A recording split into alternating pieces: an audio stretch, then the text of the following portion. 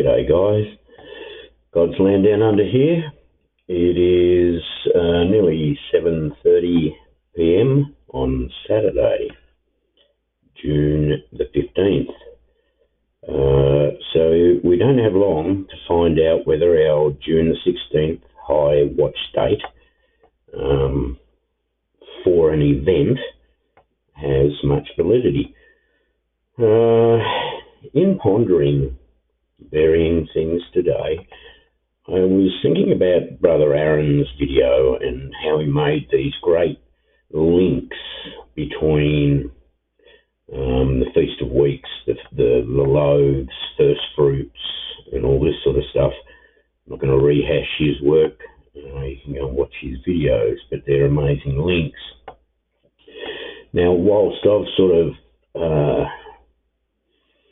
really established June the 22nd as my high watch date, I'm very happy to be wrong. I'm only sticking with that date simply because I don't want to pilfer anybody else's research. And this isn't a competition, essentially, anyway, so it's better to have, multiple dates out there with varying reasons for us all to look at in case one passes, and we've got reason then and understanding why we could be looking at a different date.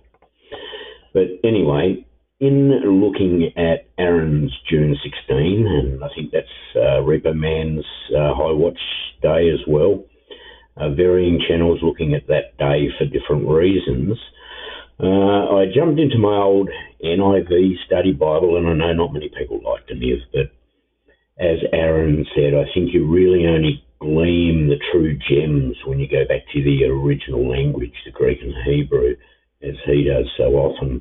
And this is where he's making a lot of his links and establishing, connecting verses, because he's gone back to the original language. Anyway, if we have a look at weeks, Pentecost, harvest, there are the verses that are associated with it, at least according to the New Study Bible: Exodus, Leviticus, Numbers, Deuteronomy. Third month, May, June. So we're into that definitely now, being June.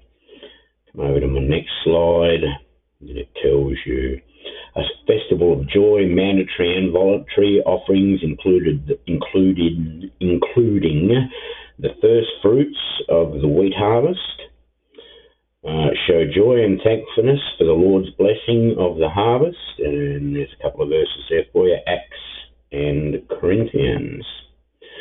Okay, so I was thinking about the 16th of June and Aaron's links.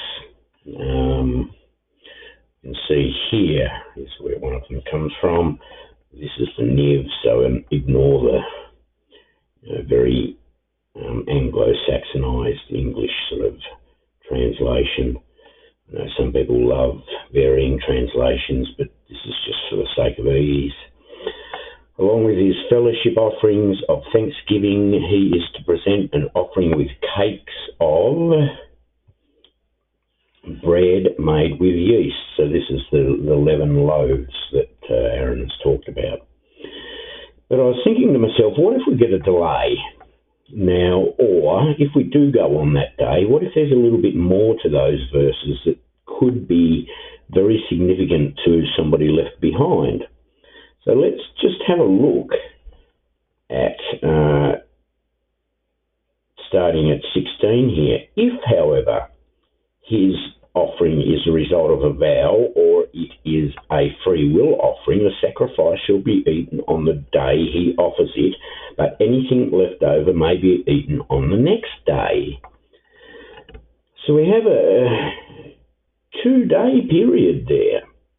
We have the initial offering, which Aaron has made his tithes, first fruits, etc.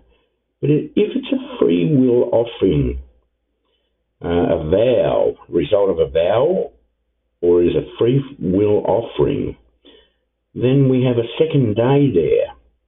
Then it says any meat of the sacrifice left over until the third day must be burned up.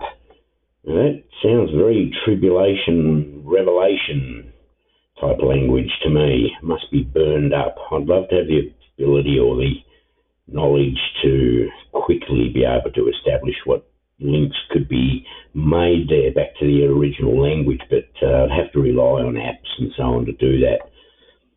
Somebody who's more experienced than me might be able to make some ties there.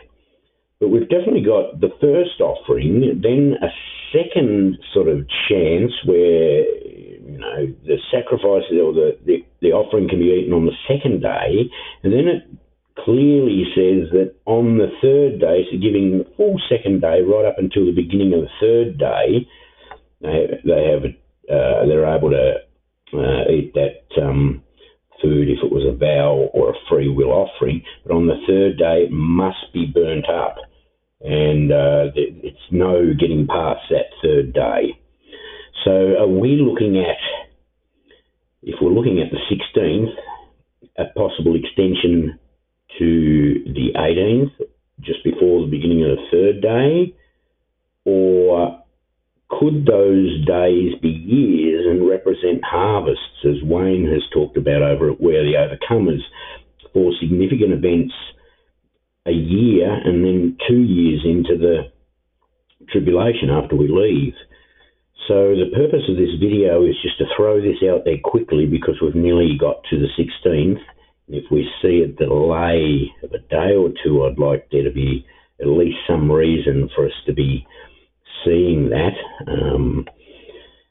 Or potentially, if we do go on the 16th, I hope this video is still out there for somebody left behind that may help them to establish that there could be two significant harvests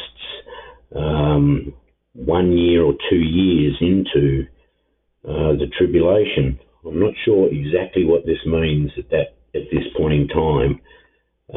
It just jumped into my head exactly the same way after I saw David the Watchman's video. The Holy Spirit prompted me to check the moon cycles for June, and it is something I seldomly play with, moon cycles and sun cycles. I did a little bit of it around the eclipse in April, and then I sort of really haven't looked at it post that. You won't find more than 1 or 2, maybe 3 videos on my whole channel about moons, etc., but something really prompted me. I got the same prompting today about this first fruits, the 11 loaves, and this 1 and 2 day period. Whether it means anything to anyone, I don't know. I'm not after any sort of credit. I just want to put out whatever the Holy Spirit prompts me to put out. At this late stage, guys, what can I say? We're about to go home. Give it all to Jesus. Remember, our only entry into heaven is if God does not see us. He only sees Jesus and his perfect works, because ours are filthy. So we've got to put off everything that we believe we've done, everything that we think we are, and accept that Jesus was the only perfect offering. He is the only way, the truth, and the life. The only way to the Father is through the Son. Give it over to Jesus. We're in the last seconds, guys. We truly are. God bless. Love you all.